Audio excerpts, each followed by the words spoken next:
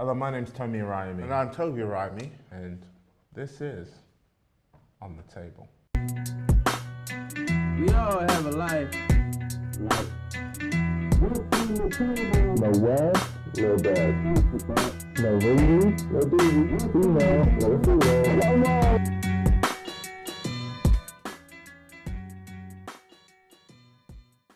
Welcome back to On the Table. And today we're having a very serious discussion, which we always do, but you know, that's why it's on the table. But this is an extremely important one. Yes. Just yesterday, on the 20th of October, 2020, there was a massacre. Quite literally. Is the best way to describe it, in the outside the toll gate in Lagos, near Lekki. And I woke up absolutely horrified by the events. But I think today's On the Table, we're going to talk about it from a historic perspective, a prophetic perspective, a black perspective, a Nigerian perspective. But also a perspective of, could we say, privilege? Go for it. In that we are in the UK. We're in the UK. Nigerians from the UK. Yeah. Looking at Nigerians. We're who looking are through the really lens of social media. We're looking through the lens of social media. We're also looking from our place of we're not in it, but we're suddenly triggered by it. Right. Because we're Nigerian. Even those of us who may have even disassociated ourselves and become full UK, you know, swear by and British. Right. We're looking at it still through that lens. Right. Do we have privilege? I think there can be an argument to that, but I think there can also be a much bigger argument as to whether or not the way Lagos is divided, that there is privilege even within Nigeria on the side of, you know, those who live in the you know, Victoria Islands and Ikoyis versus those in mainland Lagos. But this protest was so much bigger than a class. It wasn't a classist protest. It brought Nigerians from all walks of life, all faiths, all creeds and all colors together. Yeah. And for those of you who aren't aware, it's all around the issue of SARS, which is a special police unit. Special Anti-Robbery Squad. Right. Is called SARS. Who seem to be robbing people who looked, if you suddenly, I heard stories like, if you looked like you had a lot of money, you were suddenly a drug dealer or a thief, and they would say, give us money, give us this, or we'll shoot you. And so there are so many stories that came out even online of people's abuse stories. Do you have any to watch? Well, yeah. I mean, this is just a snippet of some of the things that have been happening in Nigeria. That is why we are not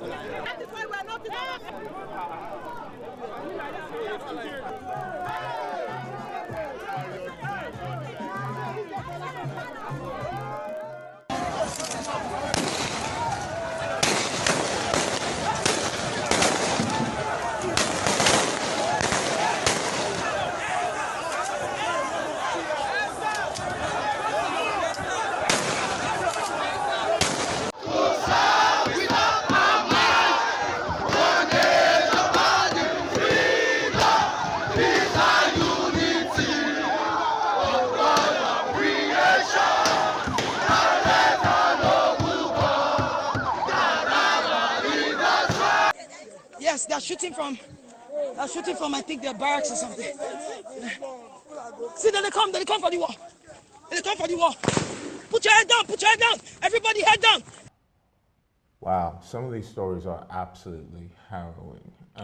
There was cases where women were being raped, women were being targeted specifically, who had nice phones and nice cars, and they were being called, you know, 419 babes, which is basically the fraudsters.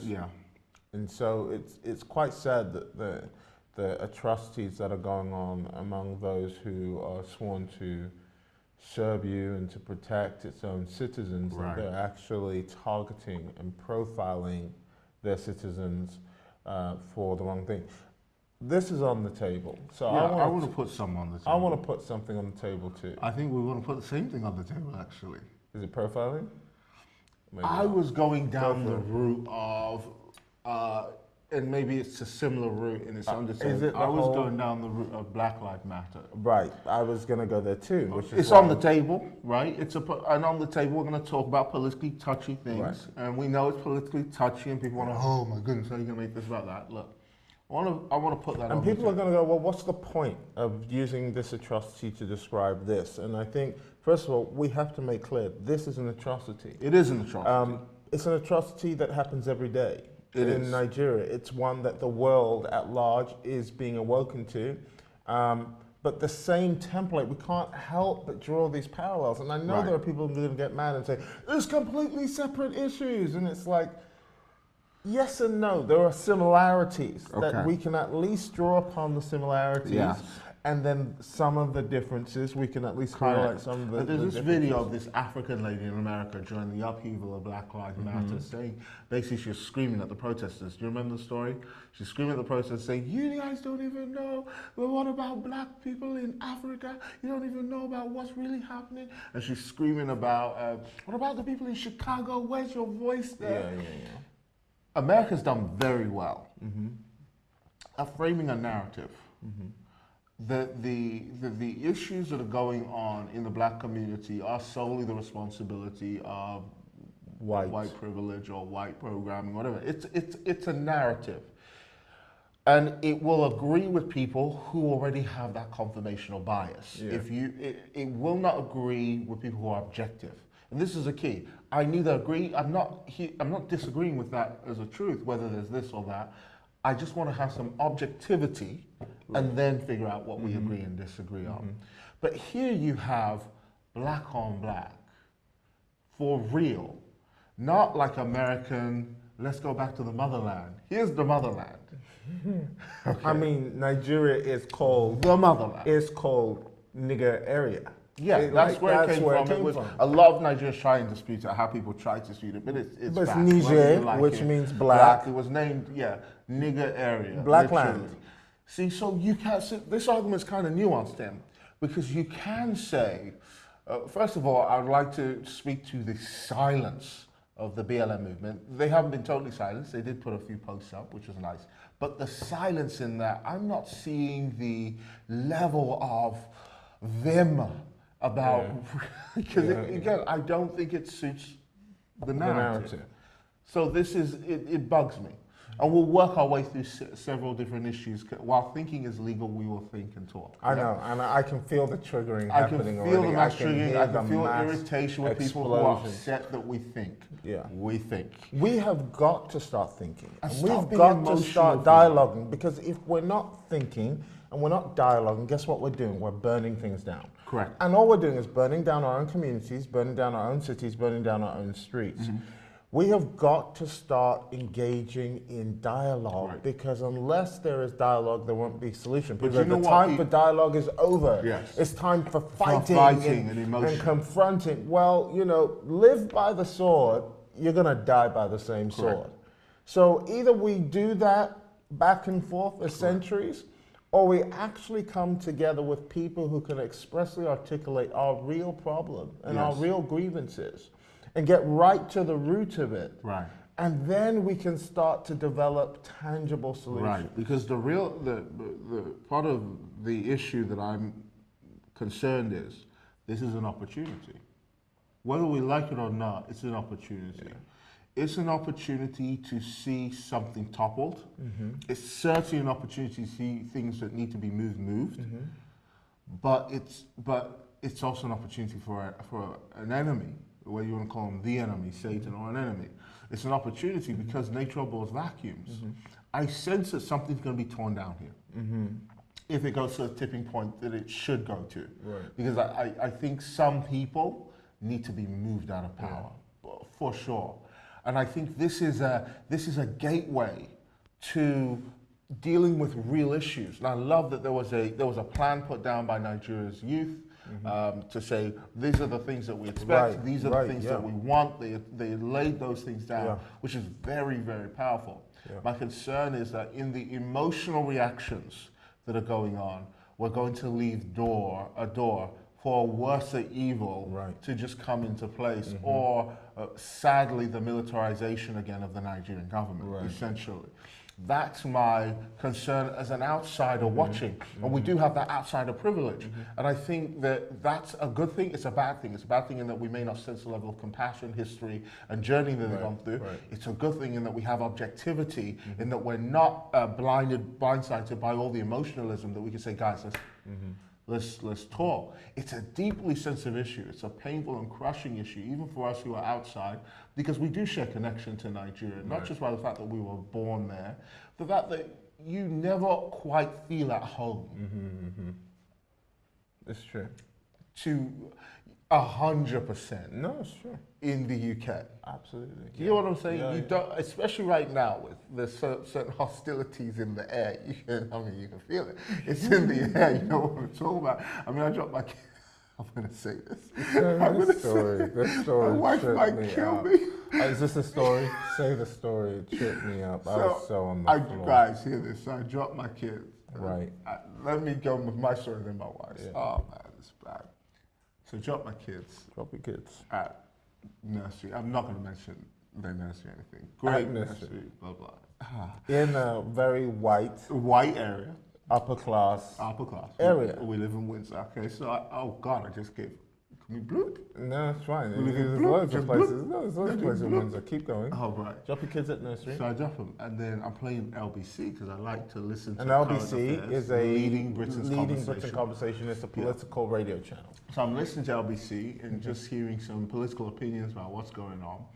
I leave my car open quite loud while I drop my kid in nursery, and the white nursery lady goes, "Is that you listening to LBC? I didn't expect that." I said, what did you expect? She said, like get a rap, boom, boom, and I literally, now there was two me's. There was a me that was like, I need to knock you out. Like, you can't be saying stuff like that. You gotta be careful. You know what day we're in. And then there's a side of me that's like, you ignorant. It's just ignorant. And I could embarrass you here publicly. And some people will suggest I should have told her. You don't need to embarrass her, just say these aren't the things to say. I just thought, it's just too early. I need to go home. So here's strike two. So my wife goes to nursery. She drops him off. Oh God. She goes in. I hope I do the story justice because I've heard it like 10 times. It's just brilliant every time. She drops him off. Well, Yana, my daughter, she goes, and the nurse teacher goes, she goes, so, what are you doing for Black Month? Is it the same one? It's a different one. I don't know. She goes, a different one, I think. What are you doing for Black Month? Black Month. And I said, what? Hey, what's a Black Month? Black Month. I think, oh, what? Do you mean Black History Month? Oh, God. Yeah, Black Month. It's not funny. It's not funny. And then she goes, because one of the teachers, could you come and help us? Because one of the teachers wants hair like Snoop Dogg. And, you know, Yana always has funny hair. So at that point, you know, I think she said more, but let's just go. That's my niece. Let's just go with the That's three my strikes. niece. That's offensive to me. When Nico got home and told me, I was like, what did you say? But you know when you're just in the moment, you're in the moment. Afterwards, you're like, I should have said something. But in the moment, you're like, you're just bewildered by that level of insensitivity and ignorance. Yeah. It's all very good playing the whataboutery game, but let's come back to Nigerian SARS because this is what this whole conversation is about. What do you think is the issue? I know we have. You see, in every argument between spouses, there are my I don't want to say my shrink. That's such a derogatory term. My Christian counselor, your shrink, sat down with us, my wife and I, and told us this. She's like, you know. It was back in the day, you know, we would like to get really topical. Yeah. To the point that you have all these topics. There was one issue But you start going into topics. But what about the time you did this? What about the time you did that? What about? Yeah. And before you know it, it's The a very issue is it's so buried. diluted No, and it's been so buried under decentralized. paperwork Yeah. of topics. Yeah. Nigeria has many topics. And everywhere you go, a barbershop, house, when Everybody- you hear Nigerians talk about It's like Nigeria is the problem with Nigeria, and it's always someone screaming. Someone It's, screaming. it's too bad. It's too bad. God will help us. So yeah. what is the issue? We got topics. Okay. Are we qualified to? I just I sometimes feel super qualified. I feel super disqualified to talk on these I issues. feel super I only feel qualified from God's perspective That's why I feel qualified. to talk about these I issues. feel super qualified. Let me tell you why I feel super qualified. Because the only one that can tell you there's gas in the room is the one that's coming in from outside. True. When you live in the gas, you're the Dude, that's uncle kinda saying, true. the problem with Nigeria is this, the problem with Nigeria is that. But As when an you're outsider, outside, you have a I'm done with perspective. people who say, don't talk about women's issues, you're not a woman. Don't talk about man's issues, you're not a man. Don't talk about this, you're not in our country. Sometimes I wanna that talk outsider about it. perspective- Sometimes the outsider perspective has a panorama enough to say, But you guys it still are has to living be in humble, the topics. you know? Absolutely. It still has to be humble, and it still has to say we don't know it all. Absolutely. This is what we can say from our perspective, and this is how we can work with other perspectives. One of the nuance I think of the Nigerian issue, we have to go there, is honestly how the Brits left us. Okay. Is that an issue or a topic? If you want to really talk about systemic racism, really, if you want to use that term, which I think terms, modern day, the left has completely diluted the meaning of terms. He's a racist. Racist used to mean something. It used to mean Do you know what I'm something saying? very To powerful. be labeled a racist used to mean something. That's why I wouldn't be flippant and call our nursery people racist. They're not racist. They're ignorant. They're ignorant. And I don't want them heads to roll or them to lose their jobs. They're just ignorant. Honestly, if you saw their faces, they were totally innocent. They weren't totally. trying to be derogatory Yeah. or cruel or being totally, gone. Words used to mean something. Systemic racism needs to, what it means to the American is one thing. What it means to the African is another thing. And there are places that I agree with what is trying to be described. I just don't agree with the words being used to describe it. Right. Do you know what I'm saying? Right. But when you want to go to systemic racism, you want to look at the colonial history of Africa, which seems to actually, a lot of it centralize on Lagos. A lot of Africa's division seems to centralize on Lagos, Ghana, the West.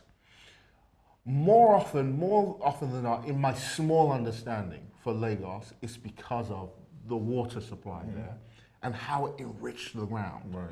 So the Brits came in, Portuguese and others, but the Brits were the major player, came in with the ideology that they were bringing Christianity, commerce, and I forgot the other thing, but 3 C's that they were bringing to us. And this, by the way, does not label Christianity as the white man's religion.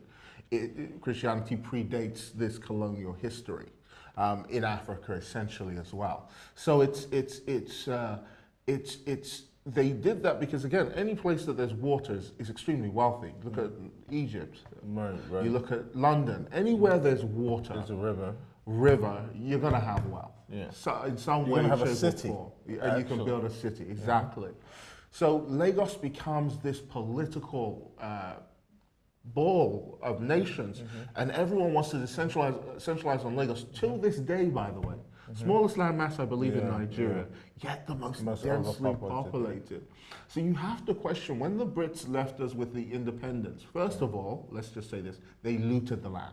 Do you know what I mean? Like, they looted the resources, the wealth, the good. True can be said of Ghana and Cape Town and other places, but they looted the wealth. Yeah. But also they left something, I believe, in the psychology of Nigeria. Right. And this is what I'll say they left. And I think it's a disease worse than anything in the whole world. Division. Right. Division.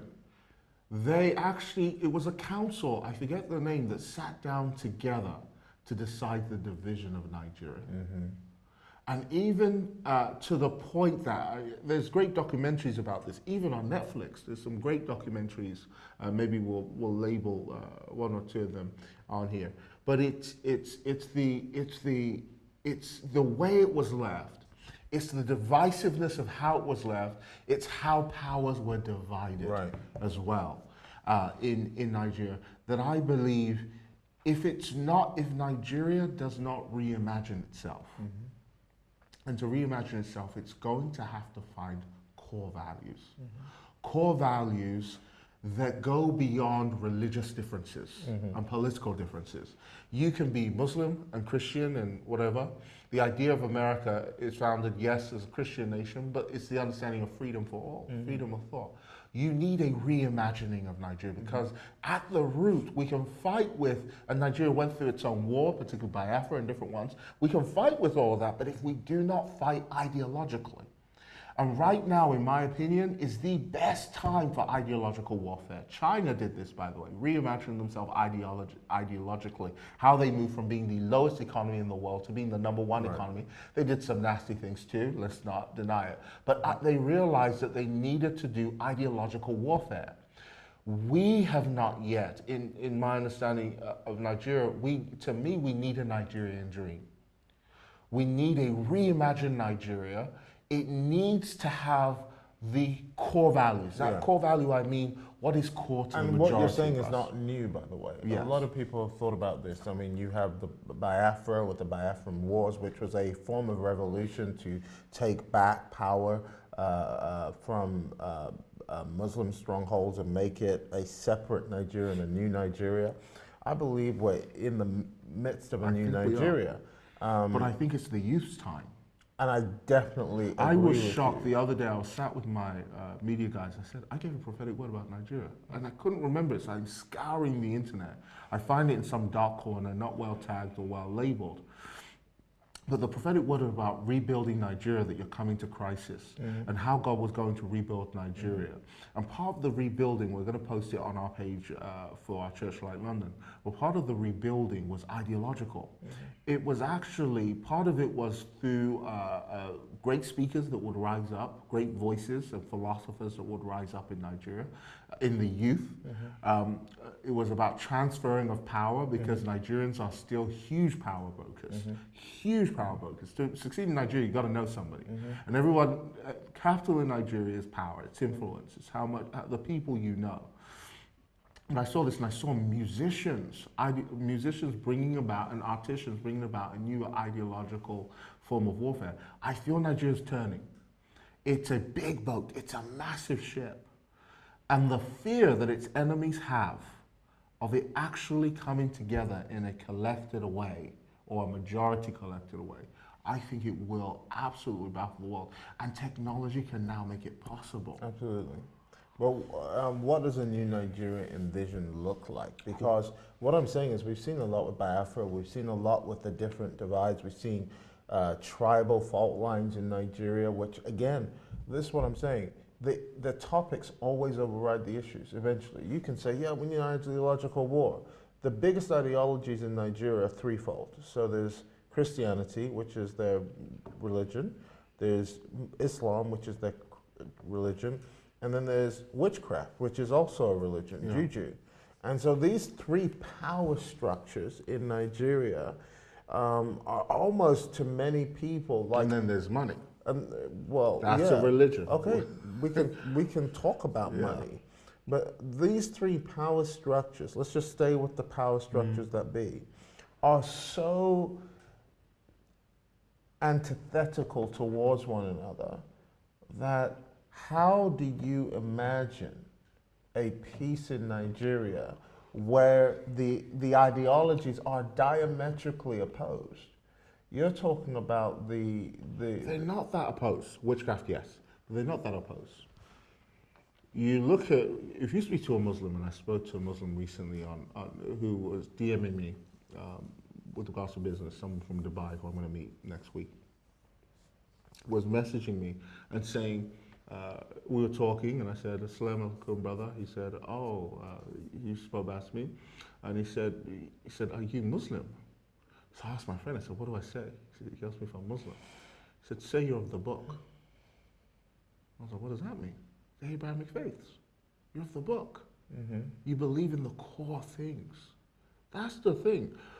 At our core, there are certain things we agree on.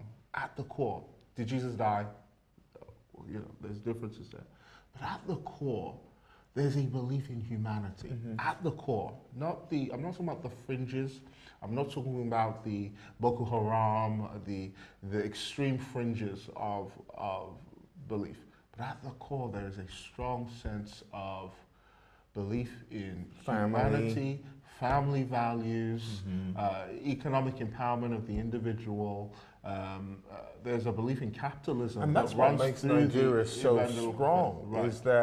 Is that it has not got a clear left and right. Yes. You don't go to Nigeria. I mean, Lagos is trying it, and I think they need to behave themselves. Yes. But Nigeria, you don't see a clear left and right. You don't see the LGBTQ community, the feminist community. And yes, they're out there, and I get it. But the left and the right divide is not strong. There's a very right-wing Nigeria in every way. It goes right, and then it goes extreme right. But that's because I think that the two tests of humanity is prosperity and poverty, the two greatest tests. Absolutely. You look here in the West, and our great test is prosperity.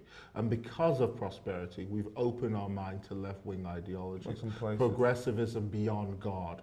It's the idea that God gives the children of Israel the promised land, and they say, well, let's let loose. Let's throw off God now that he's given us what we want. The real test is when God gives you the gifts.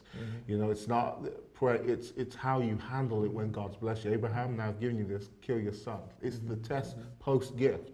With Nigeria, I don't know that we have time to be thinking about all these fringe issues that people are trying to interject. Like you mentioned a video where somebody was talking about, this is not just a black issue. Well, it was a tweet somebody put out, and it basically said, this is not just let us remember whilst we're fighting against police brutality, we're also fighting for the LGBTQ community and women's rights. These are not everywhere. core issues. These are topics. They're topics that not so core issues. override the issue.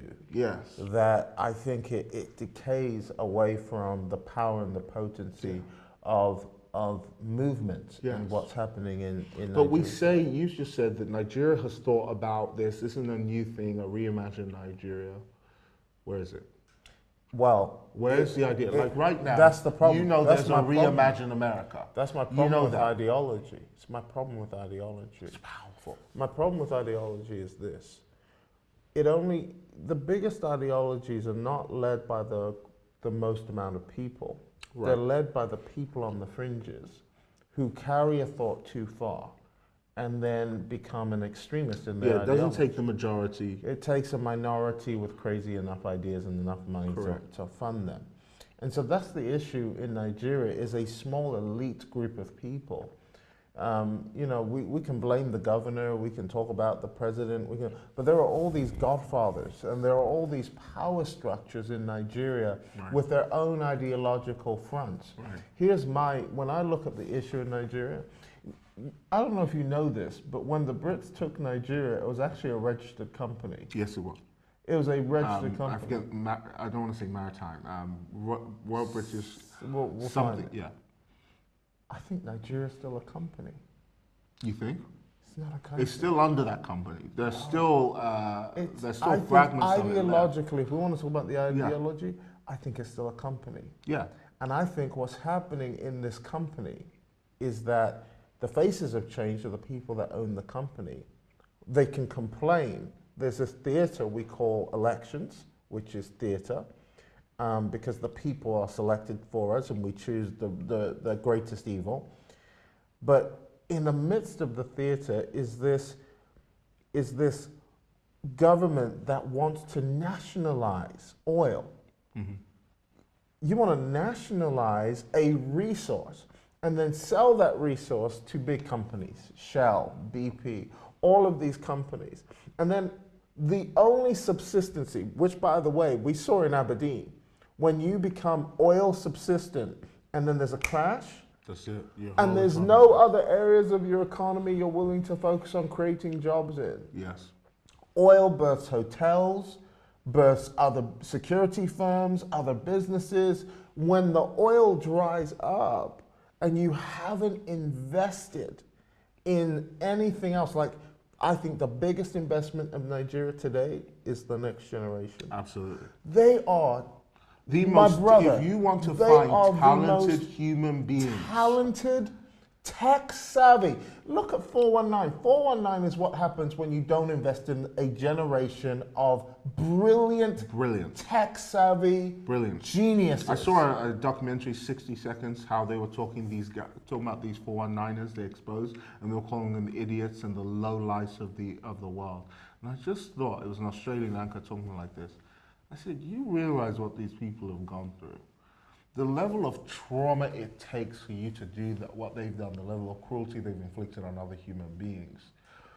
Poverty births people like that. Poverty births desperation. But it also, you have to sit back somewhere. Even God expresses in his licensing of the Bible, in his authorship of the Bible, he writes about Satan, evil genius of this world. Even God had a tiny monochronism of, I'm going to say you're evil, but you're quite smart about how you've done it. Right. There's a genius that when we go to Nigeria, and you hear them sing and dance, and you see the ideas and the tech, and you hear the stories, for example, of the young boy, was it on TED or something like that, who created an airplane in the bush. He just put together some things, studied how to do it, and made a plane. When you see under-resourced genius, becomes over. That's the thing. When Nigerians move here, they become something.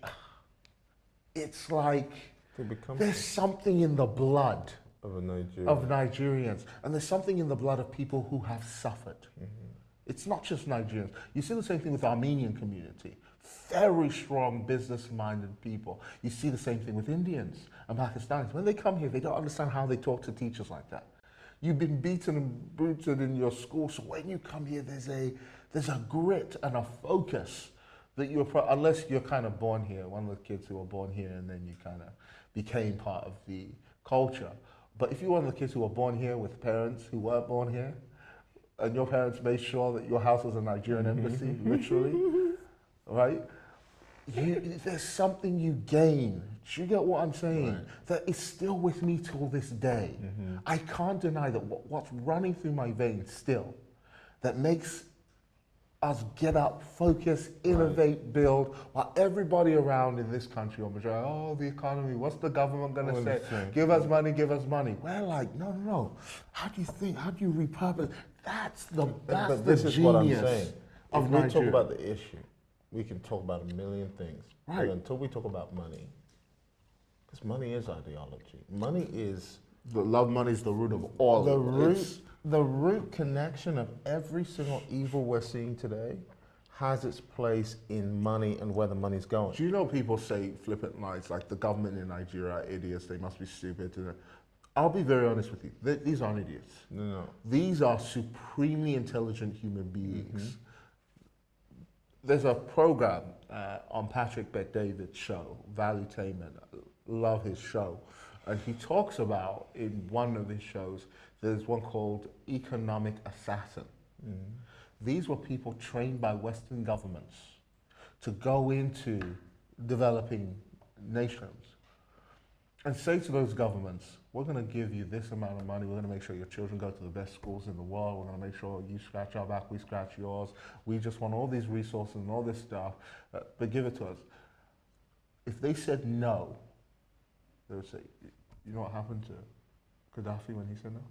You know that was us. Yeah, Do you know what happened I to saw this when he said no? That was us. The fixing guy there.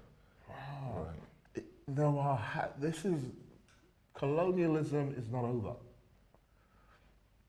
It's just moved from overt to a covert operation. That's so true. And so we are angry with these guys who are in power, not knowing there's an entire shadow set up against them, of which we would say now, some people say now these guys are just talking conspiracy theories. You know the word conspiracy theory was created by the CIA Yeah, I know. to debunk things they knew to be true, just so people can pass it off as. So even when you know it's true that this is happening, you know, They're hiding in plain sight. but they're hiding in plain sight. This is a real conspiracy. You can't say these guys are dumb. You can't say this this is why I'm Now saying. some of them but are this is why I'm corrupt saying. as anything. It's a money structure. Just When think about- what you just do when think about- corruption becomes cultural. But look at the structure. The structure is all built around money. Just think about this. One of very few countries you can see today where you can see in Africa a real richness. Actually, Africa in general is a very rich It is. continent. Nigeria is stupid rich. Yes. I mean, I've seen rich people. I've been in their houses. They're living better than most people are living here. You talk about mansion here. You see the mansion here. You're like, nah. This is a mud hut in comparison. I remember pulling out my phone in Abuja. Do you see the picture I I sent remember- you? listen. Of what our friends think when I know. Pull it up actually. Let's take a. Because you remember being in school, your friends are like, he's like, you poor thing. You poor thing. How's the mud huts? Yeah. I remember pulling out my camera, going live in Abuja, showing people the houses. Like we drove past a Batcher's house. A Batcher's house is Westfield's times 2. It is just a shopping center. There's no doubt. So I was like, okay, so where does it end? He goes, oh no, we're just going round the corner. He owns the whole street. His house owns the whole street. So I'm filming these houses. And people are like chatting, where is this? I said, Nigeria.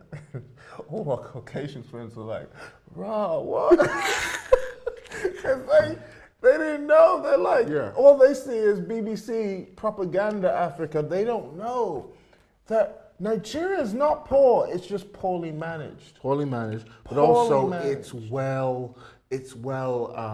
the perception of it has been managed very well from the Western point of view. It is. So when it is- you see the perception, even our map and how it was drawn to make Africa look like it's smaller than it really is. Absolutely. Great Britain look like it's bigger than it really is when it's puny. Yeah. I think there's a fear, and I'll get biblical with my fear here.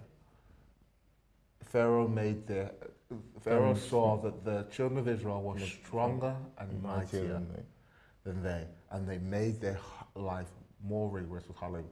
I'm not going to say, I hope this doesn't sound racist what I'm going to say, but in general, scientifically, and cut this out if you feel to cut this out, scientifically, the reason why black people are so much more athletic, faster, is also the same reason why COVID-19 is dealing with us more, testosterone.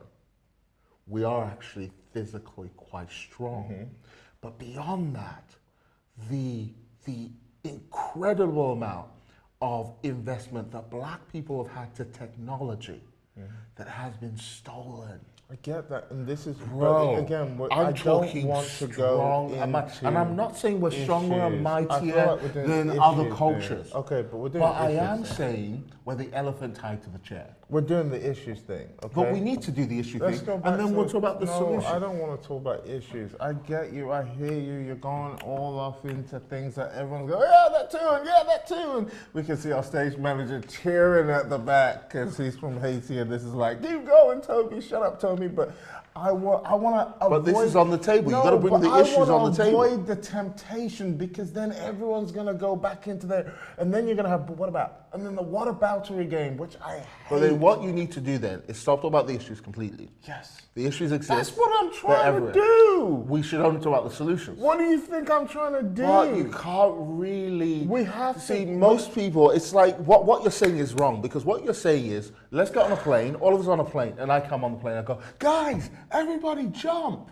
Everyone's gonna be like, what the heck are you talking about? Here we go. If I come on the plane and say, and I come from the cockpit and I say, guys, this plane is heading for a cliff. Here's some parachutes. Everyone jump. Now we have a reason to jump. We can't talk about solutions with people who don't even know all the issues yet. I hear you, but I think we. Plus, it's boring TV to just talk about. I don't all want to the talk about. solutions. Yeah, and I don't answers. want entertainment. in this Exacerbate the discussion. issues. I don't want to exacerbate the issues. Talk because about the them. issues are the problem. That was profound. The issues are the problem. Look all over the world right now, and you will see the issues are the problem. Here's the issues right now. Here it is. Our country was taken from us, right? Do you know what happened whilst it was being taken from us? We were going to battle with each other. Yeah, we're fighting each other in civil wars. That's what happened. Linking up with So British what happened? people. People who saw the topic took it from people who only saw the issues. So why are we here again? This is black people. This is black people syndrome. We sit at the barbershop, we go, well, you know the problem, right? It's all these white people. Why is it American, though? Because it's all over the world. You see the same thing in the black psyche. Yeah. Is we are addicted to issues. It's true. And we never just shush about It's true, issues. it's true. And I go agree. right for the topic. Because let me tell you what they do. Let me tell you what they do to us. Let me tell you what they do to us. And who's they? They is I know what you're gonna they say. is topic people. No, you don't know what I'm going to say. You don't know what I'm going to say. They come in and solve the issue. They come and I solve can the save you. issue. I knew They'll you were go, going to say. oh, your issue is you don't have enough money. Let me put you in a welfare state where I can reward you for your issue to stay in your issue longer. Right. This is And there's in that. our Remember did you see the psyche, meme I yo? posted about two lions? And one of them was promised security and food and peace, but it's in a cage. And the other one is, huh? I never heard the story about the two darn It's a lions, meme but on my you gotta page. tell me Maybe about you the run it darn later. lions. But Tell it me was about your promised, lions. this line was promised security, food, and that it will be taken care of. So it's a picture of two lions. One's running in the wild hunting, the other one's in a cage. And the one in the cage, it says, this lion was promised security, food, housing, and all this stuff. But it's in a cage because it was promised these things. So you got to be careful that the things that the government's promising you are not the prison that you're building for yourself. Shaba. Shake. Shake. Take Nando. Should have been 100. Should have been 100. Nando TGI. So here's the thing. So, bro, I agree with your sentiment. Yes. But look at our stage manager here just going, say it. Because these are the we love to conversations that exacerbate we issues. love. We do. We love a good issue. We love a good issue. We love a good upon issue. a good issue upon a good issue. We love a good issue. And We do. every household has different issues. And they all come around and go, yes. You're stupid. It's not that. This one is the issue. The problem is the government. Let me tell you what. Because I'm gonna get people. It's not all black, but we're not a monolith. Let me tell you, because you're all getting excited. Let me tell you something about black people. We're sitting there with the glass. That glass, is it half empty? You're gonna steal my line. And then somebody else goes, oh no, I think the glass is half full. And meanwhile, the people you're saying are your oppressors are drinking the glass. You Yes. are analyzing the glass, and they're the ones drinking the glass. It's true. It's true. And it's the most frustrating thing because the topic is, do you want to drink the glass or do you want to talk about how half full it is? Or Okay, how so let me half give empty Nigeria it a is? battle strategy. Can we give them a battle strategy? Can we find out what the topic is before we talk Let's about give the Nigeria a solution? battle strategy. Are we agreeing that the topic is money? No. What's the topic? Put this patient on the table. The No, put topic- this patient on the table Okay, again. Nigeria's here. Nigeria's here. Okay, so she's a 60-year-old woman. Wow, poor lady. So a 60-year-old woman. What do 60-year-old women suffer from? The back, her Her back. back. Well, I was gonna say the same back. thing. Her Don't back. touch She, the front of my hand with COVID-19. Sorry. 60. Her back is out. It's out. She has been abused. Yeah. Not one time, not two times, not three times, not even Absolutely. four. She has been abused. Yeah. She's been sold promises of marriage. Right. She's been stripped of her wealth every single time. Every single time. She's been divorced many times. Been divorced so many times that she's out and tired.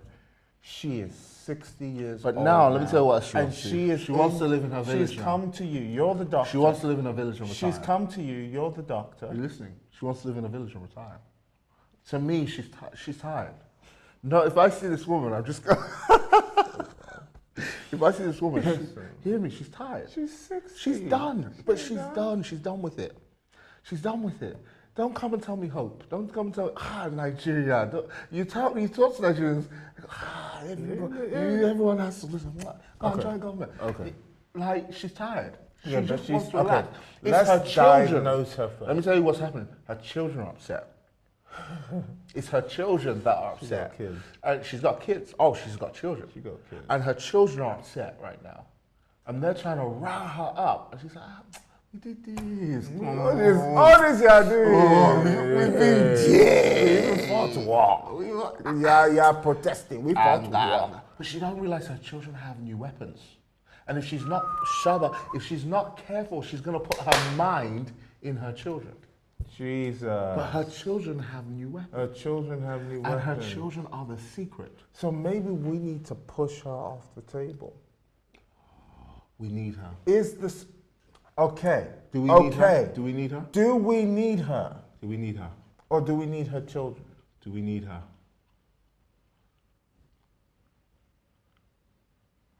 If she's tired, We need to get rid of her. we gotta get rid of her. We need to get rid of her. Okay, let's push her off the table. Sorry, Auntie. Sorry, Auntie. Okay, let's pull her children. Her children aren't lying down. They're sitting down. They're in here. She got too many of them.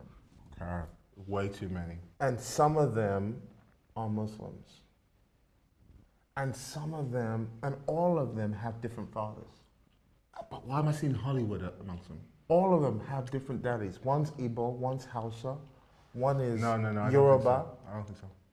What? I don't think so. What? I don't think so. You don't think Nigeria I has don't many children? think her children are as tribal as her generation. Oh, no, I think they are tribal. I don't think they're as tribal. they're not tribalistic.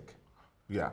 As tribalistic. I think they wouldn't mind marrying But Yoruba they've heard this. people. But they've heard. I this, think they've been watching the they've internet. heard the stories of their parents. Remember, Mummy told But we them. got rid of Mum. But before we got rid of Mummy, she already poisoned them with the story. Don't trust that. No, but these guys are different. They're different. They've rebelled already. Some of them are even marrying people outside the culture. Right. They're different. They've been watching the internet. The world their is bigger. world is bigger. The internet has opened their eyes. I feel this in my Holy Ghost. Yeah, these now guys we're are different. talking. I didn't like what you were saying before about conspiracy TV and this and this. Now we're talking the real thing. Stage manager, look at stage manager herself sitting grumpy. It's like, come back to conspiracy. We don't want to talk this one. But throw out, these young ones. But can we just talk about who we just threw away? I'm mourning. Who is I'm mourning inside because we just threw because away. she feels she's paid the price for us, and we just threw her away. So what do we do? We can't keep honoring her because the problem is we've honored her so much That we haven't taken action. that we've taken no action, and she is victimizing us. Religiously, she sits on the top of our church and doesn't know when to move on. Politically, they sit in the places of power, but they've got Western governments in their pockets. Socially, she keeps talking to us about rehashed issues. She's trying to pass on her pain, but she's not passing on her wisdom. So do we get rid of her? But if we get rid of Mama Nigeria, what will be our reference to move forward? Because we're getting rid of our history. She's saying, don't get rid of the traditions. What if it's so broken? Don't stop speaking Yoruba in the house. Because now most Nigerians don't even know their language. A lot of them are losing their traditional At what language. point is something so broken it can't be fixed?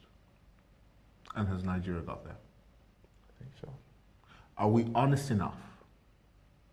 As Nigerians, are we honest enough to say that this is, we want to believe God, blah, blah, but even God knows when to, he says, I'm doing a new thing. I think the Are reason we we too have to be afraid brutal to enough, do the new thing? I think we have to be brutal enough to kick her off the table is because she represents another topic. Do you know what I wish we had right She now? represents another topic. What? Tradition. She does. And her tradition is killing us. It's killing us. Have you ever remember people raising their kids and saying, this is the way my father raised me, this is why I'm going to raise you. Right. But it didn't work for you. It didn't work. And so do we want to Or maybe it worked in your time, but it doesn't work. So do we want to anymore. do what's traditional or do we want to do what works? Right? In unconventional times, you've got to do unconventional things. You know what I wish we had around this table? What do you wish you had? Philosophers. You know what I'm Real saying? thinkers. Thinkers. I have some. Maybe I should call Maybe we'll call them for the next on the Next table. We should call it the problem with Nigeria is. But think about that. But let's finish But this to because of time. reimagine Nigeria socially, politically, We have to reimagine her It has in to another be reimagined. generation. in this In generation, this but you have to do it with the hope. See how God works. We're not the first to be enslaved or colonialized. The Israelites went through it, right? But look at God's pattern in dealing. There's an older generation.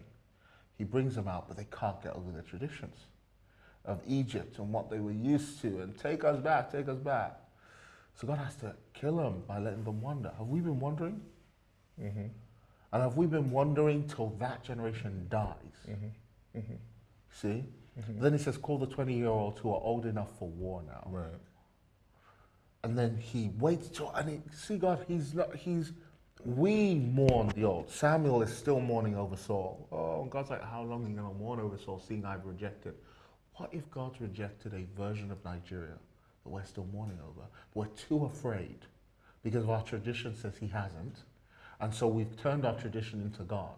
You know, the Pharisees were rebuking Jesus, thinking they were defending God, but they were really defending their tradition, because how can you defend God against God who's standing right in front of you telling you, I'm God? How are you defending? You get what I'm saying? He's right there, and they're speaking on his behalf. It kind of, it's surreal when you think about it like that. We're defending God, but he's right in front of you. You're defending God against God. And what you don't realize is your tradition has become your God. And so could it be that God has rejected a version of Nigeria that we are still mourning and holding on to, not realizing it's so totally broken that if we don't realize that, a new Nigeria So we needs kicked to you be off the imagined. table because we've got to close this program. We kicked you off the table. The children are now here. They're tribe, but they're not tribalistic. They still recognize that they're Igbos and Hausas. They understand the identity. They have been already spoken to about it. They've seen all the history. Some of them are like, Biafra, I bring back think we Biafra. have to But accept the about large them as majority well. of them want a new Nigeria. I think we're going to have to accept about them as well something that may sound very harsh, that they may not see the new Nigeria, Who can? but they have to die for it. But right. So they Because may they've still not got be the ones to see it. They've got enough of the old to not push them in. They may not. They be got the enough ones of the to see it. new to bridge Wow. to it. And then it will be the one after. So the pushing question it. we have to ask them is, would they die for Nigeria? Yeah. And that was why that image of that blood-stained flag was so powerful. And the death of the assassination, I don't think is going to be merely physical. I think it's ideological. I think it's character assassination. I think they have to be willing to write the songs that topple governments. I think they, the Beatles depopularized the royal family in the UK in their time with the music that they were bringing out, the sound that they were bringing out was changing the world. Fella was doing the same thing. Bob Marley was doing the same thing. I'm doing a piece. Tupac was doing the same thing. The art, what happens at an artistic level that has the ability to affect culture is so important right now. I'm doing a piece for Nigerian, for News Later. It's going to have Nigeria in it, but it's really going to focus on the infantilization of the world right now to our elites. We've been told, go to your room, stay at home, be in isolation, sit in quarantine, stay outside, don't touch it. In so-called democracy, we realize actually we're still kind of barons. We're still the same. We're still barons and the Dukes and kings, and the peasantry who are leasing the land on behalf of the leaders, and they're telling us what to do. And so I've realized that's where we are right now in the world. I've also realized that's where we are majority-wise in Nigeria. We saw what happened with the thing, everybody go home, 3-day lockdown, stay in your house, not because of COVID-19, but because of people shot, and I don't even know if these numbers are true, but over 90 people I heard from my sources have been killed during this time. My challenge is this. When do you stop obeying government? Because Christians will be the one. It'll be pastors to tell you, listen guys, there's a curfew, stay inside. Listen guys, COVID-19's about, let's not come back to church. The World Health Organization have come out saying lockdowns don't work. So I get it, we've got to obey government, we've got to listen to government, but when do we go from government to Nebi? In this matter, what matter are we not mindful? Where do we get to a point where we go, actually... We're not going to bow to this one. Because I think we have got to know where government ends and we begin. Our governments right now are acting in tyranny. Yeah. There is tyranny. When you tell people to stay inside their houses, that's house arrest. That's tyranny. When you tell people that even you say, yeah, we're acting in the interest of national health and national security. When you tell people where they can and cannot go in free society, you have the free right to be stupid. That's part of the freedom.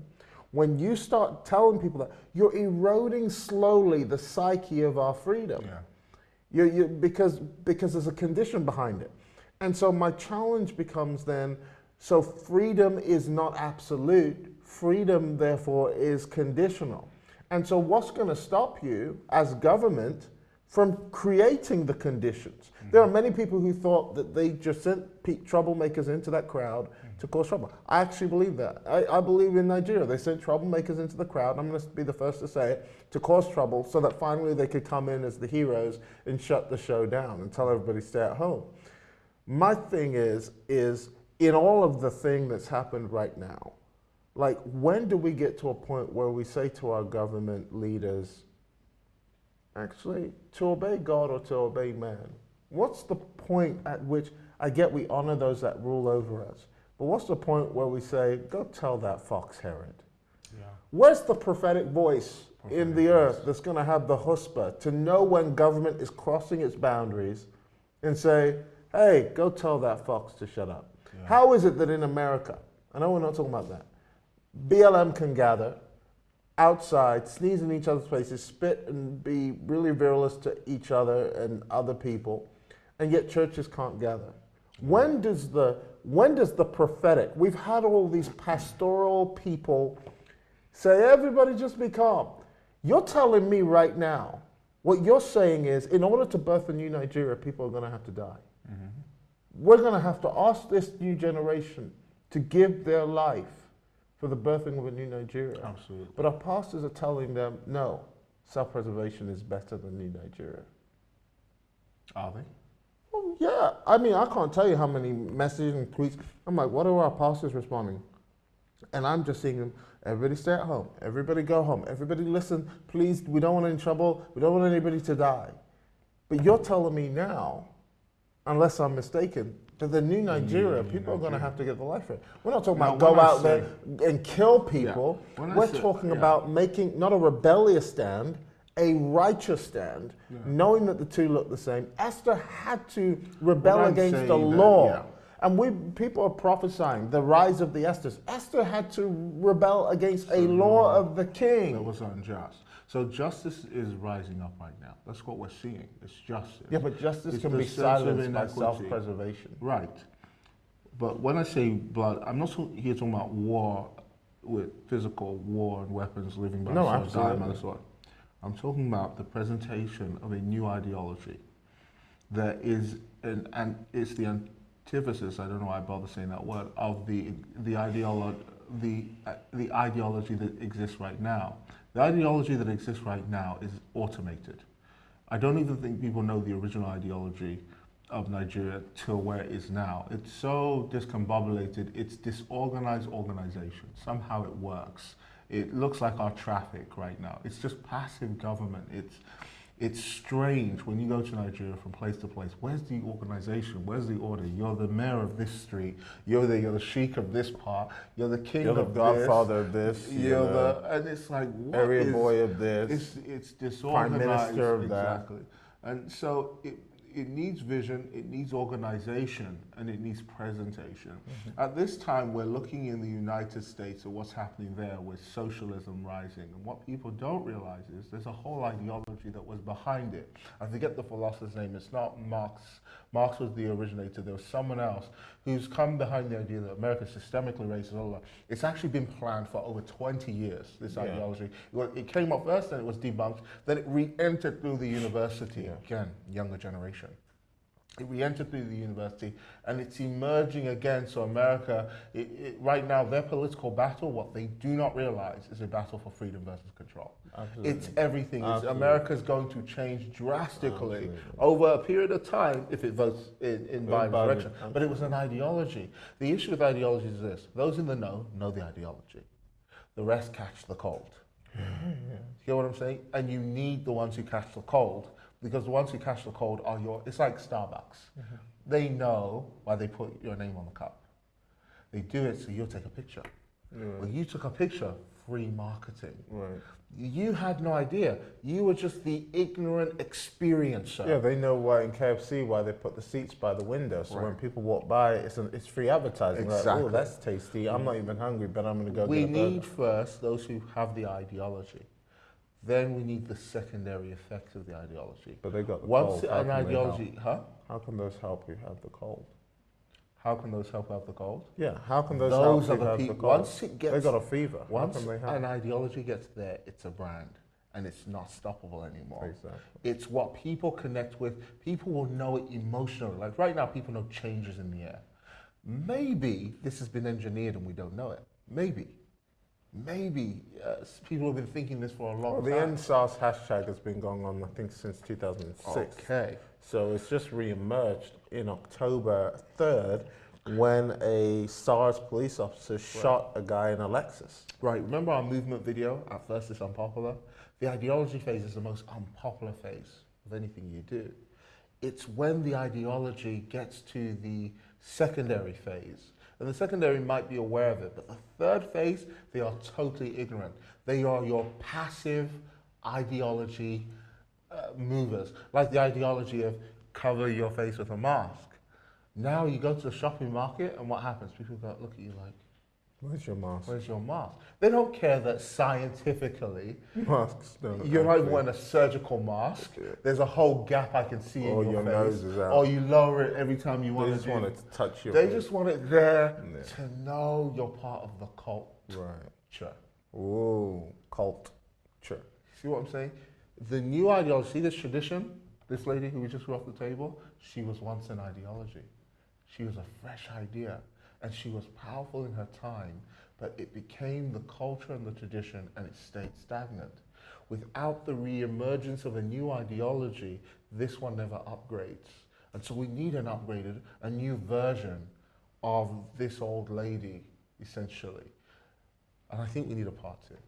I think Guys, we need that's some the more end of part one. Please, guys, let us know. I know that was a long one, but let us know what you think in the comments below. This is a heated conversation, but I think it's important and needs to be had. You know, we can talk about SARS, but even those who said end SARS knew it was always going to be something bigger than just the ending of SARS. It was about a new Nigeria. And I actually believe that we are at the cusp of that new Nigeria. And it's the new generation that's going to ride upon it. Yeah. So if anything's affected you, please rate, comment, subscribe, and most importantly, share this new channel out with as many people as you can. From me, Tomi Arayomi. Me, Tobi Arayomi. You've been watching On the Table. Take care. We all have a life. No web, no bed. No reading, no duty. Female, no fool.